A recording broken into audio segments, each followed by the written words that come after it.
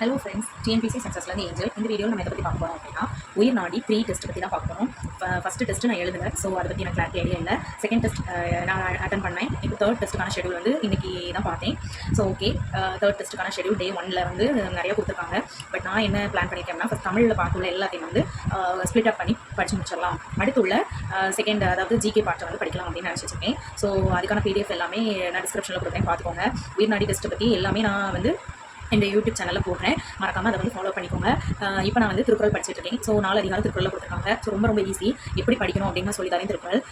நான் இப்போ வச்சிருக்க பேப்பர் வந்து டாப் ஐஏஎஸ் அகாடமியில் உள்ள பிடிஎஃப் பேப்பர். இது வந்து திருக்குறளுக்கு மட்டும் பேஸ்டான பேப்பர். திருக்குறள் மட்டும் தான் பிடிஎஃப் கொடுத்துருந்தாங்க. டோட்டலாக இது வந்து 20 பேஜஸ் கிட்ட இருந்து 25 பேஜஸ் கிட்ட இருந்துச்சு. ஏன்னா அவங்களுடைய ஆட் எல்லாமே இருந்ததுனால நான் வந்து அந்த 20 பேஜஸாக ஸ்ப்ளிட் அப் பண்ணி அதை வந்து ஜெராக்ஸ் போட்டு வச்சுருக்கேன். ஸோ இதில் வந்து அன்புடைமை, கண்ணோட்டம், அப்புறம் கல்வி, அப்புறம் இன்னொரு அதிகாரம், இந்த 4 அதிகாரம் கொடுத்துருக்காங்க. ஸோ ரொம்ப ஈஸியான அதிகாரம் தான். அன்புடைமை அப்படின்னு படிக்கும்போது இதில் வந்து 10 குறள் கொடுத்துருக்காங்க. எல்லாமே மனப்பாடம் பண்ணணும் அப்படின்னா மனப்பாடம் பண்ண வேண்டிய அவசியம் இருக்காது. நீங்கள் வந்து ரிப்பீட்டடாக ஒரு 5 or 6 days வந்து இதே அன்புடைமையை வந்து டெய்லி படிச்சுட்டு இருந்தீங்கன்னா உங்களுக்கு திருக்குறள் ஆட்டோமேட்டிக்காகவே மனப்பாடம் ஆயிடும். இப்போ வந்து ஃபஸ்ட்டு இதில் வந்து எப்படி கொடுத்துருக்காங்க பாருங்கள். அன்புடைமை ஹெட்டிங் கொடுத்துருக்காங்களா, கொடுத்துட்டு இதுக்கான திருக்குறள் கொடுத்துருக்காங்க.